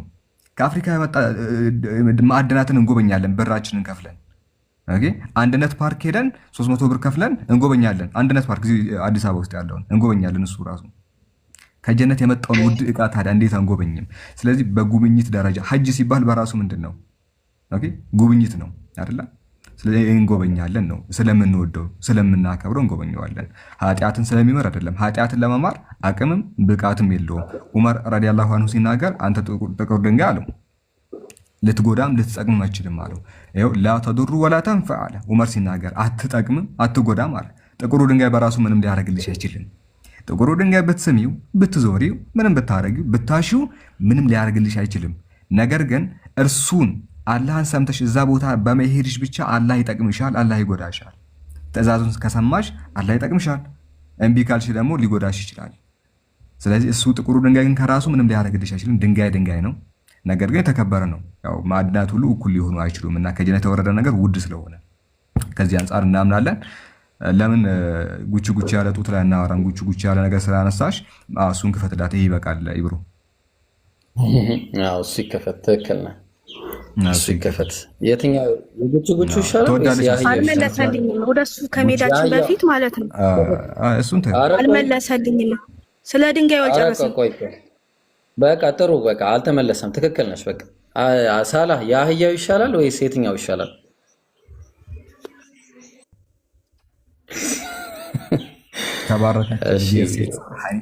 የተባረከች የእግዚአብሔር ሴት እንግዲህ ሃኒ መጽሐፍ ቅዱስን ጉቺ ያለ ነገር ስለምትወድ ጉቺ ያለ ነገር ግን አሪፍ ነበረ። ሳላህ ምን አልከኝ? የአህያውን ብታየው አሪፍ ነበረ። ትምህርትም ተወስድበት ነበረ። ደህና አይ ቆይ የአንተ መጀመሪያ አላሳያት። የአህያውንማ ማሳየታችን አይቀርም። ያው ስለዚህ ጣዖት ነው ማለት ነው አምላካችሁ ድንጋዩ። ሃኒ እሱን ታዩና መጽሐፍ ቅዱስ ላይ ምን ይላል መሰለሽ? ምን ይላል ከፊት ለፊት ያለው ቃል? ምን ይላል ከፊት ለፊት ያለው ቃል? ምን ይላል? አንብቢ። እሺ አለ። ምን ሆነ? ምን ይላል? አንብቢ እኮ ምን እሺ አለ። ምን ይላል? አንብቢው። አንተ በለው አንተ ላይ ያምራል። እሱን ፈልጋችሁ አንዴ እዛ የምትሄዱ ሰማይ ቤት መጽሐፉ ያንቺ ነው። እሱ ፈልጋ አንዴ ሰማይ ቤት የምትሄዱ አንተ አንብበው። መጽሐፉ ያንቺ ነው። አይ መጽሐፍ ቅዱስ እኮ ነው። አንብቢ እኮ አንተ አንብበው። አንተ ነው ያወጣው ያውጣልኝ አላልኩ። ኦኬ መጽሐፍ ቅዱስ የኔ ቢሆን እኔ አነበዋለሁ። ያንቺ ስለሆነ አንቺ አንብቢ። እሺ አነበብኩት። ምን ሆነሽ? ምንድነው? ለኔ መስማት ፈልጋለሁ። አንብቢው። እሺ አነበብኩት። ምንድነው? ሁሉም ያነበበ ነው። መስማት ፈለግኩኝ። እኔ መስማት ካንቺ አንደበት መስማት ፈለግኩኝ። መጽሐፍ ቅዱስን ካንቺ ያለው ምንድነው? ሐሳቡን ንገረኝ። ሐሳቡን እሺ አንብቢልኝና እነግርሻለሁ። ሐሳቡን ንገረኝ መጀመሪያ አንብቢልኝ። አትሽሽ። ጣዖት ነው የምታመልከው ባጭሩ። አትሽሽ። አንዴ መልሺ። ይሄንን ነው ሰማይ ቤት እናገኛለን ብለህ ያሰብከው ተስፋ አይሮና ልንገርሽ ከፊት ለፊት ያለውን ነው የምታመልኪው አንቺ። ሊትራሊ ያከበበበት አለ አይደል? በቀይ ያከበበ እሱን ነው የምታመልኪው። አሳይሻለሁ ይሄንን እንደምታመልኪ። አሁን መልሺ ቃል አንብቢ። ይሄን ነው የምታመልኪው። የተሰመረበትን በቀይ የተሰመረበትን አንቺ ታመልኪዋለሽ። አንድ ቃል በማስረጃ ነው ማሳይሽ። እሱ አንድ ቃል ማስረጃ ይሆን? እሺ ሙሉ ቃሉ ማስረጃ ይሆን? ምክንያቱም ግደል ይላል በእናንተ። እሱ ማስረጃ ነው። አውዱን አሳያት። ቆይ ዝም ብለህ ዙም አውት አድርግላት ይብሩ። እሺ እንደዚህ ይኸውልሽ እናት እኔ ላንብብልሽ። ቀቁ ሊላላ ከዛ የተቀጠቀጠ ይታይሻል። ብልቱን የተቆረጠ ልክ አሁን ለምሳሌ ብራዘር ምናምን ወይ ሲስተር ብራዘርሽ ወደ ሲስተርነት ሲቀየር ማለት ነው። እሺ ብራዘርሽ ወደ ሲስተርነት ሲቀየር እሱ ብራዘርሽ ወደ ሲስተርነት ሲቀየር ልክ እንደ አንቺ ሲሆን የተቆረጠ እግዚአብሔር ቤት እንዳይገባብኛል እንዳይመጣ እኔ ቤት መጀመሪያ እንዲገለብና ይታያል፣ ቼክ ይደረጋል። ልክ ቤተ መቅደስ ሊገባ ሲል እንዴ ልንገርሽ ነገሩኝ ብለሽ የለ ልክ ቤተ መቅደስ ሊገባ ሲል እንዲገለብና ቼክ ወደ ላይ እንዲ ቀና ብለሽ ምናምን ታየዋለሽ። ከዛ ያንተ ተቀጥቅጧል ብራዘር፣ በዛ ላይ የለ ሚዱጣ አንደኛ ይባረራል። ቆይ ተረጋጊ። ቆይ ይሄ ሰውዬ ልብ አድርጊ፣ ሚስት አያገኝም። በመጀመሪያ ደረጃ ሚስት የሚባል አገኝ ምን ያደርግለት? አንቺ አሁን የተቆረጠበት ትፈልጊያለሽ ባል እንዲሆንሽ? ጨርሰሽ አይ ጥያቄ ይመለሽ። ባል ትፈልጊያለሽ የተቆረጠበት? አንዴ ማስረጃ እንጨርስ። ኧረ ቆይ አንዴ የሌለው ትፈልጊያለሽ? የሌለው ኧረ ማስረጃ እንጨርስ። አባቴ ጾመኛ አይደል የምታገበው? ይሄ ምን ሆነሽ ነው? ዘዳግም 23 ነው። ኦሪት ዘዳግም ምዕራፍ 23 ቁጥር 1። አሁን የሌለው ትፈልጊያለሽ? አትፈልጊም፣ እናውቃለን። አሻንጉሊት አይደለም መቼስ ቤት ውስጥ የምታስገቢው። ስለዚህ አሁን ምንድነው ይሄ የሌለውን አሁን አንቺ ማባረሽው እግዚአብሔርም እኔ ቤት እንዳትመጣ ብሎት ልብ አድርጊ። አንቺ ብቻ እግዚአብሔርም ያባረዋል ይሄን ሰውዬ። አንተ በቃ ሁለቱም ለምንድን ነው የማይፈልገው? ሳላ ሲጀመር አሁን የራሱ ጥያቄ ያሳሳል። ሴትም አትፈልገው ያው እንዴ ወዬ ስለሚላት ወንድ እግዚአብሔር ለምንድን ነው የማይፈልገው? ይሄን ሰውዬ ጥርጣሬ ያሳሳል እዚህ ጋር ራሱ። ስለዚህ አሁን ሌላ ችግር አለ ማለት ነው። ስለዚህ ያው ይሄ ነው እንግዲህ ምክንያቱ ይሄ ነው። አሁን መቀጠል ትችላለህ ሳላ። ታኒ መልሽልን። ሳላ አንዴ ሳላ የእግዚአብሔር ቃል ላይ ነው የምናወራውና ቃሉን አፍረሽበታል። ማንበብ አልፈለግሽም፣ አፍረሻል። የእግዚአብሔር ቃል ያሳፍራል። አንደኛ የተረዳ ነው እሱ ነው። አንዴ ስለ ጣዖቱን ጨርስ። አንዴ ያላችሁ የመጣችሁት እዚህ ጋር ጣዖት የምታመልኪው አንቺ ነሽ። በየዓመቱ ብዙ ሺህ ብር እያወጣው ድንጋይ አልዞርም። ታመልኪያለሽ አንቺ። እኛ ብንዞረው ችግር የለው፣ አንቺ ታመልኪዋለሽ። ይሄ ቃል ማለት ነው። አንድ ቃል ይዘህ ማስረጃ ብለህ አታቅርብ። ምክንያቱም በእናንተ መጽሐፍ ግደል ይላል። እሱን ይዤ ማስረጃ አላቀርብም። አንድ ቃል ይዘህ እሺ፣ ቆይ እሱን ከፈለግሽ ደግሞ እግዚአብሔር እርጉዝ ሴቶችን ሆዳቸውን በሰይፍ ይቀዳል። ላሳይሽ። እርጉዝ ሴቶችን ህፃን ኖሮ ወላሂ ለዚህም እንክፈትላል። የአህያውን እኔ አንዴ በኋላ እኔ የአህያውን ማየት ፈልጋለሁ። እሺ እሱ ቆይ ወደ እሱ እንመጣለን።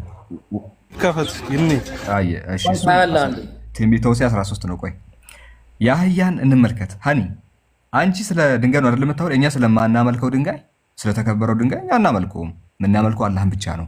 ተመልሰው ይሻል። ወደዚህ ስንመጣ ግን እግዚአብሔር 2 ሚስቶች ነበሩኝ አለ። ከዕለታት በአንድ ቀን 2 ሚስቶች ነበሩኝ፣ አገባኋቸው። እኔን ትተው ሄዱ አለ። እኔን ትተውኝ ሄዱ። ሕዝቅኤል 23 ላይ እኔን ትተውኝ ሄዱ። እኔን ትተው ሲሄዱ የተከተሉት 2 ሴቶች እኔን ትተው ሄደው የሆኑ ወንዶችን ተከትሎ እነዛ ወንዶች ብልታቸው የአህያን ነው የሚያክለው አለ። ቆይ ጥያቄ ልጠይቅህ ሳላ። እየተጠያየቅን ነው የምንሄደው ሳላ። ያገባቸው ምን አይነት ሴቶች ነበሩ? ያው እዚህ ጋር ተቀምጠዋል። ጡታቸው የሟሸሹ አመንዝራ ማለት ጡቶቻቸው የሟሸሹ እሺ ድንግል ናቸው። የድንግልና ጡቶችም ተዳበሰ ይላል። ያው የተደባበሰ ጡቶቻቸው የተደባበሰ ነው። ቅድም ሀኒ ያለችው ማለት ነው። ሰምተሻል? እግዚአብሔር የሚያገባቸው የተደባበሰ ጡቶች ያላቸውን እኔ ያገባኋቸው አለ። ለምን ጥሏቸው ሄደ? ለምን ጥሏቸው ሄደ? ኧረ ቆይ እባክህ አንተኛው አንዴ ቆይ እንጨርስ። ለምንድን ነው ጥለውት ሄዱት? ሳላህ መልስልኝ። ትላልቅ እንትን ያላቸው መከተል ስለፈለጉ፣ ትላልቅ ብልት ያላቸውን ስለፈለጉ። በስነ ስርዓት ተናገር። እንደ መጽሐፉ አትቀይር። ትላልቅ ሉቃ ያላቸውን መከተል ስለፈለጉ አይደለም። ያው ብልታቸው እንደ አህዮች ይላል። ያው እንደ አህያ ይከብዳል መናገር። እንዴት ነው የአህያ? ጠይቅልኝ አንዴ ሳላህ ላላ ብለህ አልገባኝም እኔ። ፎቶ ለምን አታወጣም? ዶንኪ ምናምን ብለህ ይብሮ። አውዝ ቢላሂ ሚነ ሸይጣን ረጅ እንዴ ጠይቅልኝ። የአህያ ምን አይነት ነው? ሀኒ መልሽ እስኪ። የአህያ ምንድን ነው የሚያክለው? ለምንድን ነው ጣዖት የምታመልኩት? አይ ተናዳለች ነገራችን። አርፈሽ አንድ ጥያቄ ደግሞ አንድ ጥያቄ ረስቸው። ስለ ሰባቱ ሚስቶች በቃ ዝም በይ። በቃ ሳላ ከሌላ ሰው ጋር ስለ ሰባቱ በጣም ተናዳለች እና ለማን አታውርዷት አንዴ በግድም ቢሆን ታዳምጥ እና እኛ ጣዖት አናመልክም። ጣዖት የምታመልኪው አንቺ ነሽ። ጣዖት አናመልክም፣ የምታመልኪው አንቺ ነሽ። በነገራችን ላይ ጣዖት ብቻ ሳይሆን የምታመልኪው ወንድ ልጅ ከነቃጭሉ ታመልኪያለሽ። ወንድ ልጅን ከነቃጭሉ ከነሙሉ ትጥቁ ወንድ ልጅን ከነሙሉ ትጥቁ የምታመልኪው አንቺ ነሽ። እኛ ሙስሊሞች ከሌላ እምነት የምንለይበት አንዱ ምክንያት ምንድነው? በሰማይም በምድርም አምሳያ ያሌለውን ፍጡር የማይመስለውን እርሱም ብቻውን የሆነ አንድ አምላክ ስናመልክ አንድ አምላክ ስናመልክ አንቺ ወንድ ልጅን ከነሙሉ ትጥቁ የታጠቀ ከፊት ለፊት የኢብሮ የሚመስል ያለውን እሱን ታመልኪያለሽ። እኛ ይህንን አናመልክም። ለማንኛውም ግን በዓለማችን ላይ ድንጋይ የሚያመልኩ ሰዎች አሉ። ድንጋይ የሚያመልኩ አረማውያን አሉ። ከነሱ አንጻር ምንድነው ከአንቺ አንጻር እነሱ ይሻላሉ። ለማንኛውም ይሄንን ይመስላል። ኢብሮ ከሌላ ሰው ጋር እንቀጥል ወይስ? አዎ በቃ ይብቃት። እሷ አሁን ትንሽ ደግሞ እንትን ብላለች። እኛ ሌላ ሰው ጋር ጃን አስቁመን ነበር የገባ ነውና እስቲ ጃ ይቀጥልና ከዛ ደግሞ እኛ እንቀጥላለን ኢንሻአላህ። ጃን ከየትኛው ቤተ እምነት ነው ካላወራው እያለ ነበረ። ጥቁሩ ድንጋይ ከገነት ወረደ ምናምን ነበራል። እሺ እስቲ እሱ ላይ ትንሽ ሌላውን እያየሁት ነበርና እዛ ላይ ምን ጥያቄ አለ? ለጊዜው ዝም ነው የምለው። እዛ ላይ ምን ጥያቄ አለ? ያንተም ማብራሪያ መስማት ፈልግ። ከጀነት ወረደ ነው ምን ማብራሪያ ያስፈልጋል ብለህ ነው እንጂ እዛች ጋር ምንም ጥቅም የለውም። አሁን አንዳንድ ሰዎች ለመንካት ምናምን ሲሄዱ እኮ ስለሚያሳይ ነው። ጥቅም የለውም ሲሆን ድንጋዩ አይጠቅምህም ነው። ይኸውልህ ጥቅም የለውም ማለት ይኸውልህ እሱ ራሱ ምንም አያደርግልህም ነው። በእርሱ አማካኝነት የሚጠቅምህ አላህ ነው። አይተሃል?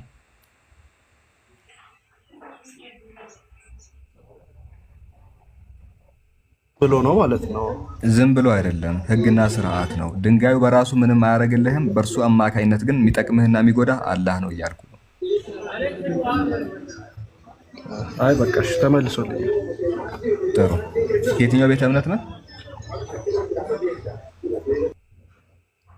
ከየትኛው እምነት ነው? ዩኑ ዛሬ ሃይማኖት መናገር እንደ ጦር እያስፈራ ነው። አንተ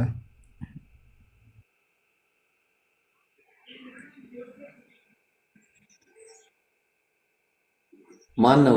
አልሰማሁም። ደህና ነኝ። ደህና ነኝ አልሐምዱሊላህ። ሰላም አለን።